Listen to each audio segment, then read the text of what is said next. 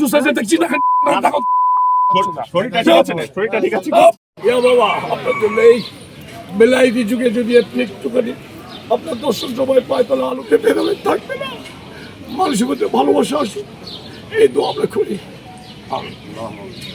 আপনার বদলতে এটা হইলো আর কি যে মিসকিন বাবা কি হয়েছে, কি সমস্যা, কি বলো আমরা একটু ইন্টারভিউ নেব আপনার কাছে এখন না পরে একটু এখন দিলে ভালো ভালো লাগছে এখানে এসে। সত্যি কথা হয়েছে কি, সারা রাত আমি বাবার ইয়েতে ধ্যানে ছিলাম বা নামাজ টামাজ করেছি, যা হয় আমরা মুসলমানরা কোনো আউলিয়ার মাজারে বা দরগায় আসলে যে ভালোবাসাটুকু নিতে চাই সেটুকুই নিয়েছি। তারপরে ভোরবেলায় আমি হাঁটতে হাঁটতে একাই নদীতে গোসল করেছি, করে একটা আমার তো কিছুই আনিনি, আমি একটা দিন আসছি, তেমন তো আমার যখন বললাম দেখছি যে ভালো লাগতেছে আমি থেকে গেছি, আমার সব সময় চলে গেছে, কিন্তু আমি একাই ওদের কাছে থেকে গেছি।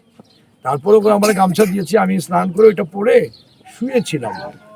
কে যেন কে হইতে পারে, তো মানে আমার যা হয় ভাই, আজকাল তো সবার হাতে ক্যামেরা রয়েছে, সবাই ইয়ে করছে, ফলে ওটা তুলে নিয়ে করার পথে যা হয়েছে, আমার বন্ধু বান্ধব, আমার শিল্পীয়া বন্ধু বান্ধব, আমার ফ্যামিলি সবাই এখনো জানেনি, তারপরে সবাই মিলে না আমাকে যে সমু নাই কি হয়ে গেল, আমাকে সবাই আসলে খুব ভালোবাসে। আপনারা জানেন যে আপনারা আমাকে কতটা ভালোবাসা দেন, আমিও খুব উপলব্ধি করি যে আমি সত্যিকার অর্থে বলি যে আমি সমু একজন অভিনেতা হিসেবে মানুষের ভালোবাসা পেয়ে যতটা ধন্য, আমি অত বড় লোক বা আমার গাড়ি নেই বাড়ি নেই এটা নিয়ে আমার কোনো আফসোস নেই। জীবনের সব আয়োজন এখানে একসাথে। আমি মানুষের ভালোবাসা দিয়ে রাখতে চাই, মানুষের মাঝে পেয়েছি যে পানি তাই দিয়ে রয়েছি গান, মানুষের মাঝে ঢেলে দিয়ে যাব মানুষের দিয়ে। ধন্যবাদ। আপনি শারীরিকভাবে সুস্থ আছেন তো? আপনার কি মনে হচ্ছে? না, ঠিক আছে। কিছু প্রশ্ন করছেন কেন? শারীরিকভাবে মাইরে দেখাবো যে আমি সুস্থ আছি কিনা? বছর মারবো সাংবাদিকের মার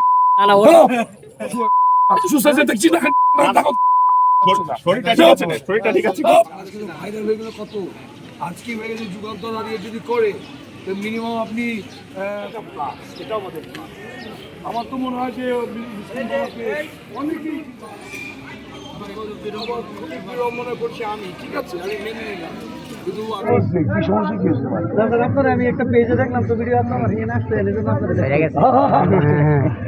হ্যাঁ, ইয়েস 161 লিখতাম, ক্লাস 7-এর চার্জশিট লিখতাম, 8-9 থেকে বাবার ফাইনাল রিপোর্ট সব কিছু আমি লিখতাম, এবং 5টা আমি ক্লাস 5-এ থাকতে কোটচাঁদপুর থানা মহেশপুর থানা 9। আসসালামু আলাইকুম স্যার, কেমন আছেন? আলহামদুলিল্লাহ।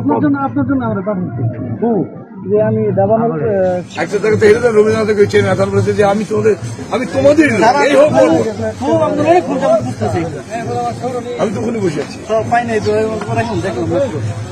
আচ্ছা ভাই সরি, আমার মনে হয় তবে এটা ভালো হয়েছে যে আমরা এক জায়গায় এই ওরসে সবাই এক জায়গায় হতে পেরেছি এবং সবাই সবাইকে চিনতে পারছি, এটা একটা প্লাস আমাদের জন্য। সবাই বলেন এই মুশকিল হাসান বাবা শাহ বগদাদি রহমতুল্লাহের এই যে আশীর্বাদ, এই ভালোবাসা, এই করুণা আমরা পেলাম, এটা যেন আমরা আগামী ওরস পর্যন্ত তার জন্য নিয়ে যেতে পারি সুন্দর করে। এখানে মানুষের মানবতার জন্য আমাকে সবচেয়ে মজা লেগেছে এখানকার মানুষজন এত সহজ সরল, ও মাই গড, নিজেদের মধ্যে তর্ক করছে কিন্তু মনে হচ্ছে না নিজেদের মধ্যে ফ্যামিলির মধ্যে গল্প করছে।